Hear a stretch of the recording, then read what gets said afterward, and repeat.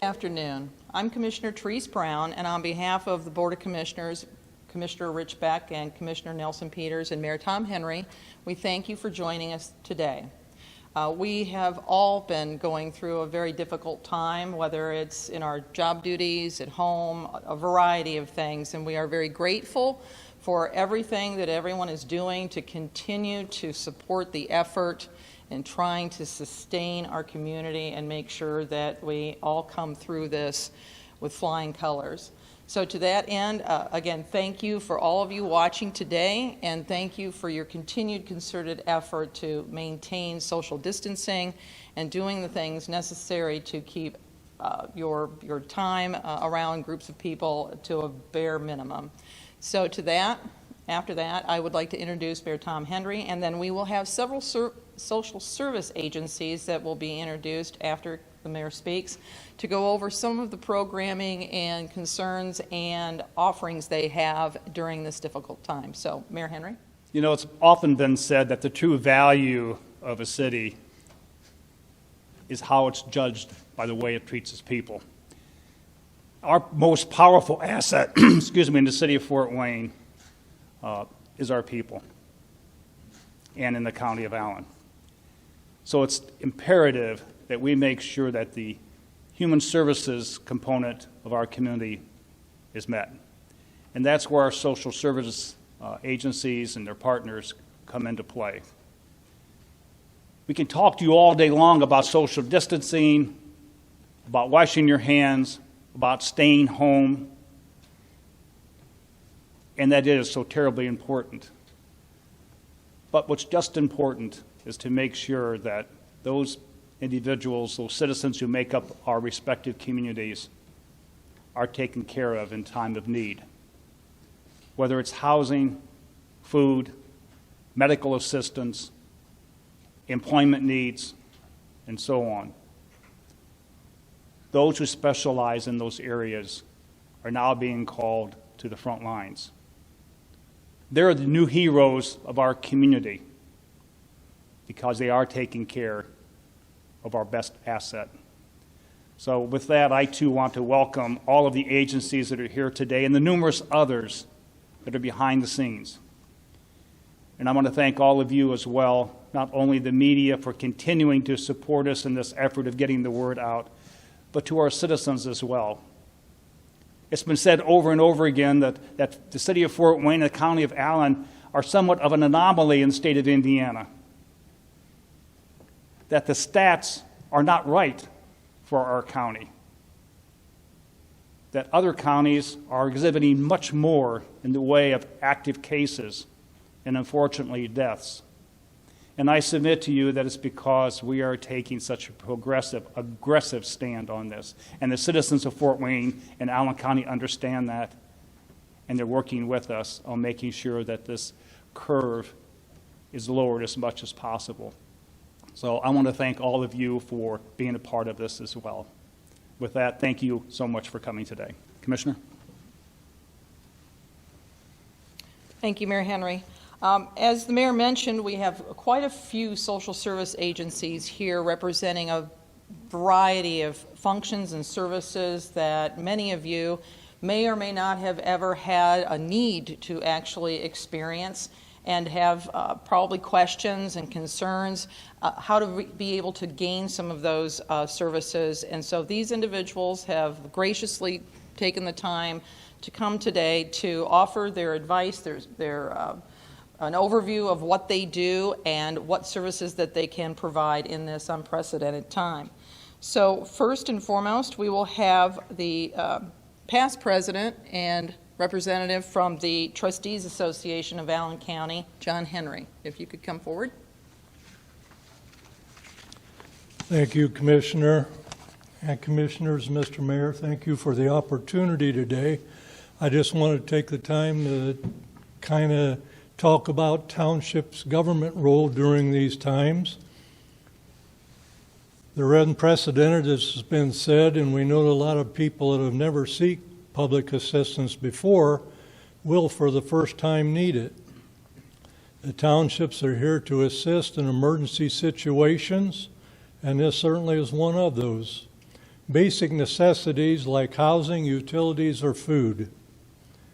I'd like to take just a few minutes to explain the Township Government Assistance Program. Being a government agency and working off of tax dollars, we do have quite a bit we operate under laws and regulations under the oversight of the State Board of Accounts. Part of those dictate how we do our assistance. One, and probably the biggest, is the fact that we use the federal income poverty guidelines as a guide for those that apply. You must apply to the township that you reside in. There are 20 townships in Allen County. If you're not sure exactly which township you live in, you could go onto the county site, county.allen.in.us, Allen County Government. They have township information with the trustees listed on there. Tax bills, voting information, or simply calling 211 would also give you that information. The township application has undergone some changes due to the separation rules we're living under. The State Board of Accounts has allowed us to adopt a few different alternatives. One being that as you contact your township, they may have you do it electronically. Or some of the smaller townships may just do it in the mail back and forth. The face-to-face interviews will then become telephone interviews. So I just ask you to be patient, give yourself time, and this will work fine. One thing you can help, we encourage you to apply for any other government agency things that might help you. Probably first and foremost, if you was seeking food assistance from the township, we would require that you do apply for the Supplemental Nutrition Assistance Program, known as SNAP, formerly food stamps. That would be a requirement, and once you applied for that, then the township could act as the interim until you receive that to assist you with foods. Some suggestion for applicants, and this is for not just applicants but for all citizens. If you're having trouble or you're going to have trouble paying your basic necessities, please stay in contact with your creditors. Talk to your landlords, banks, mortgage companies, utility companies. Talk to them and see what you can work out. While they have moratoriums in place, that will not be debt forgiveness. That's just pushing things back. So it's important that you, number one, prioritize any monies that you do have, whether it's stimulus monies, unemployment benefits, or tax refunds. Prioritize those monies toward your basic necessities. We do understand there's going to be extenuating circumstances in households, most commonly as medical expenses, things that take away from those basic necessities, and that's why we'll be here to help you. Utilize the food banks.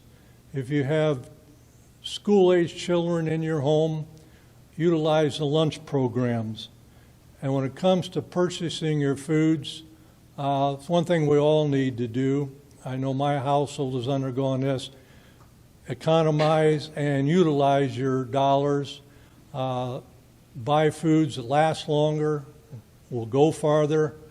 This not only helps for the money, but it also helps cut down on the trips to the grocery store. So that's just a quick overview. It's being responsible and working together. And working together, we will get through this. And with that, I thank you and God bless. Commissioner? Thank you, John. And now we have Matt Purkey from the United Way. Good afternoon. As a response to COVID-19, the United Way of Allen County created the Emergency Relief Fund. The Emergency Relief Fund is an effort to streamline the process in which the Health and Human Services organizations that I'm honored to stand up here with to apply for emergency funding. It has also given us a mechanism in which all funders, whether individuals, business community, or local philanthropists, have come together to give to the same alignment to go directly back into the community. To individuals who would like to give, to businesses who would like to join these efforts, please go to unitedwayallencounty.org, and it is on our landing page. Secondly, to individuals who need assistance, please dial 211. Indiana United Way has ramped up their efforts, and Jamie and her team are doing a fantastic job of taking the heightened call volume. They will put you in touch with those in the Health and Human Service organizations that can help you according to your need. And third, Health and Human Service organization, nonprofits who are looking for emergency relief funds, please email impact@uwacin.org to start that process. The reason we are raising these funds is because we realize the heightened need and the extenuating circumstances that you may be under at this time. Please email us, start that application. You are the reason we did this, and thank you so much for being on the front line of this community need. If there's anything else that United Way of Allen County could answer or do for you, please do not hesitate to reach out. Thank you. Thank you all. Brightpoint, like many other organizations, we've had to adjust how we do things, and we have had to close down some of our educational programs, our home rehab programs, and so forth. But we continue to operate a number of assistance programs to help folks in the communities. And while we have closed our offices to the public, we have staff behind the scenes ready and working every day to help provide assistance to families that need it. The largest, most primary of those is our utility assistance program. We are helping families access health insurance, and if you are recently unemployed, we can definitely help you figure out health insurance options. Child care assistance for those families outside of Allen County. Numerous different assistance programs, and we're working to put together other types of assistance as well. The way to get to us and to start that process is to either call us at 260-423-3546 or go to our website. And most of our materials, application materials, can all be done online and virtually. Our website is www.mybrightpoint.org. Thank you. Thank you, Commissioner. The unfortunate reality is that today, in a time of pandemic, the incidence of domestic violence and sexual assault spike. We are seeing a huge increase in the number of incidents of domestic violence and sexual assault and in the severity of those incidents. As people are quarantined together and staying home, tempers flare. Who among us hasn't had a little bit of a skiff with our roommates or with our family? And you can imagine in family situations that are not quite as healthy that it has unfortunate circumstances, unfortunate reality. So for us, we continue to operate, and the domestic violence shelter is open and doing intakes 24/7. We continue to work with our clients in the community, working with them, if at all possible, to stay home, but to do safety planning. We continue to operate our 24/7 domestic violence and sexual assault hotlines. Those numbers dial directly into our shelter, and it's 1-800-441-4073. And you can also reach the YWCA on our website, ywcanein.com. Thank you. Thank you, Commissioner. Good afternoon. These times in this crisis, they give us an unprecedented opportunity to see the collaboration that we can do around us. It's an unprecedented crisis, and it's a time that we have to focus on the efforts that we are making in this community. But I think most importantly, this can test our resolve to our commitment for justice. And as we look to justice for those who are poor, those who are vulnerable, those who are overwhelmingly affected by crises like these, we have an opportunity to come together, each of these agencies, to serve our community, and to serve the community and to be focused on justice, particularly when times are hard. So together, as we work together and as we collaborate, specifically the housing and homeless agencies that are here, we have the Fort Wayne Area Planning Council on Homelessness, which existed before this crisis. We've had it for years. But all of us together are able to come together, focus our work, And most tangibly, we'll now be putting more porta potties downtown for those who are outside. With limited resources and opportunities for sanitation, we'll have those opportunities there. Hand washing stations also to be available. And we are currently working on a number of plans to help support other vulnerable populations during this time who otherwise don't have somewhere to go. So as we look at the challenges in our own household and in our own communities, know that all of those are amplified among the housing insecure, among those who are homeless. Now, more than ever, we want to take this opportunity and see the new plans and the things that we are doing as not just a relief for what's happening now, but a call to action for what we can do in the future and what we can permanently do as a city. For those populations who are underserved and are still underserved, this crisis gives us an unprecedented opportunity to continue to move these things forward, to bring into light what we believe is injustice around us, and we have something with it to do now. We have opportunities now.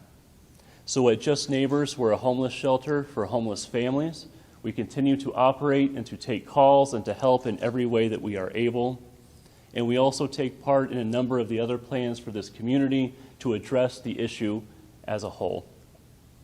If you are housing insecure or homeless and you have children with you, you're welcome to call our office, Just Neighbors Interfaith Homeless Network.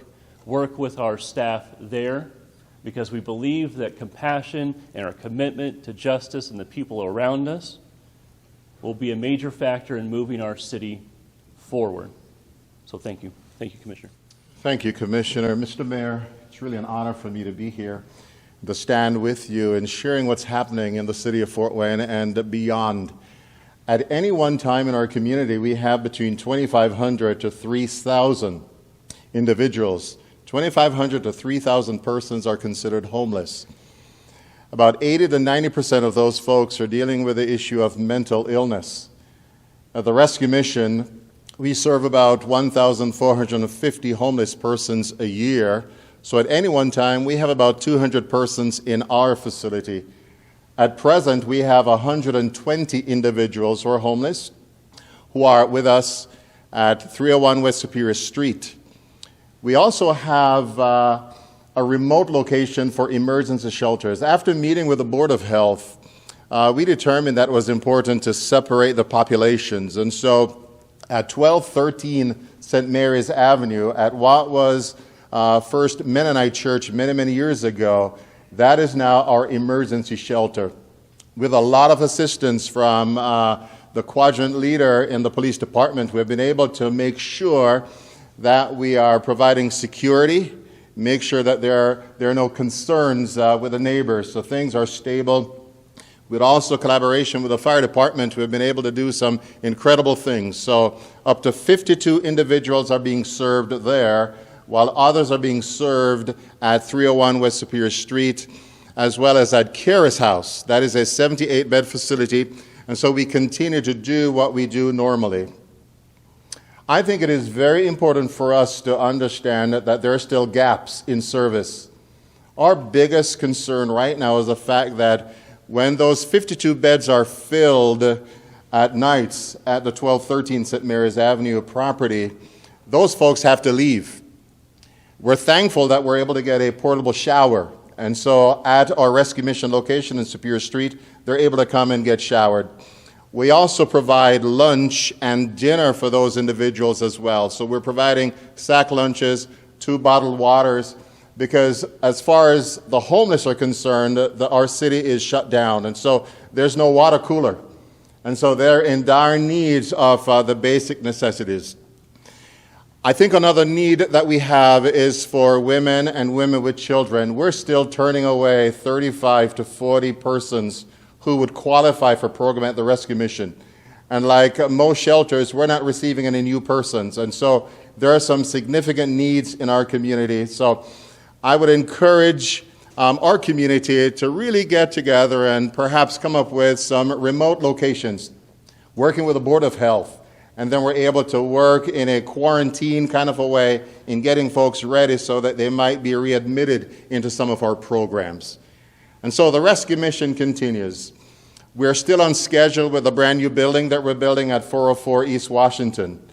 And one of the answers that would provide is the fact that nobody has to walk the streets of Fort Wayne, because we will have a community resource center where we will give access and options to other agencies who would come into our facility and meet the needs of people who are in residence at the rescue mission.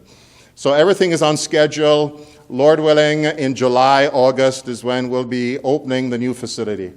I want to thank the city of Fort Wayne and thank our commissioners for convening this and for us to be collaborating as nonprofit leaders. I believe we're poised. We can't eradicate homelessness, but we're doing a good job, I believe, in managing the issue of homelessness in our community. Thank you, and God bless you. Thank you.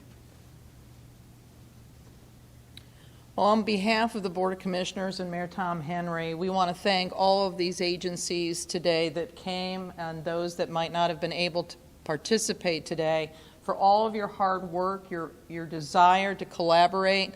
It's in these unprecedented times that we clearly have an opportunity to raise the bar for what we can do for our community. And through this, hopefully more and more things will start to bear out for not only our underprivileged citizens, but for all of us in general, on how we can clearly make Fort Wayne and Allen County an even better place to live by virtue of how we collaborate and continue to move the needle forward in a positive way. So on that note, the press conference is finished. If you have any questions for any of the individuals that are here today representing their agencies, now would be a time for you to ask them questions. Actually, probably either you or Mayor Henry can answer this because it's a pretty blanket statement or blanket question. What do you say to the people who are growing more and more frustrated that they're not able to get what they need in a timely manner? I guess it's one of those situations. I think we're all in the same position. Patience is one of those things that we have to try to work through those things. You've got a variety of agencies here that probably would be able to assist in helping guide those individuals. And clearly, if there's someone that's watching this that knows of someone who may need assistance, here's an opportunity to be able to pass the information on so that they can hopefully receive those services that they need. So hopefully that answered your question. Is there a timeline for the hand washing stations and the porta potties and things that have to be here in downtown? Sure, it's a great question. Then on timeline for porta potties, hand washing stations, as I stand here right now, we're calling to make sure those are placed. We're working in conjunction then with Fort Wayne Parks Department. So we're trying to make sure that those are strategically located to where people are. A lot of the viewers have places to wash their hands and take showers and maintain sanitary guidelines, but you have many, many people outside who don't have that opportunity. So we're trying to make sure that we get those placed properly, but it's going on right now. Yeah. I should also tell you that we do have portable showers currently, and we have worked with City Department to make sure that the water flows properly, as well as there are portable toilets on site at 301 West Superior Street. So we invite folks to come, especially as they're coming for meals. Pastor Paula, I have a question for you. So obviously we know for most everybody now money is becoming tight, especially for those families who even are still comfortable. What do you say to those people who are now maybe not giving as much to the homeless and needy during this time? On the contrary, we're seeing a lot of folks who are now responding, and they're taking things into their own hands. For instance, we have one family that provided meals each Sunday the last 4 weeks. And so we're seeing some incredible stories of generosity throughout the community. These are definitely difficult times, and so we have had to adjust our strategy.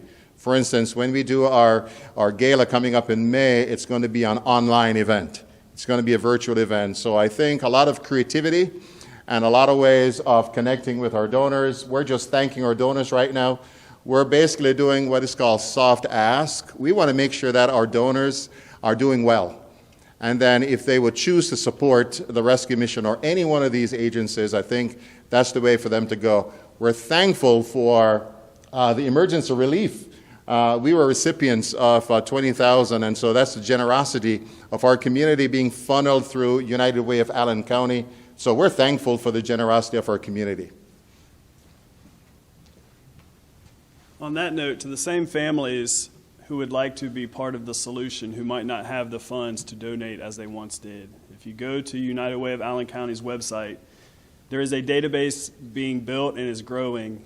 The team at United Way has built this, and it is an effort to say, here are ways that you can give that are not monetary. Here are the volunteer needs of the Health and Human Service organizations in our community. Here is what the donated items, the in-kinds, those types of things. So Kirsten and the team at United Way have done a great job at building that. And so if you would like to find ways to get involved, that does not have to do with investing in United Way or one of these amazing organizations, please just go to our website. Any other questions? Well, again, thank you very much for being here, broadcasting this. And again, stay the course, keep the faith, and we will all get through this together. Thank you.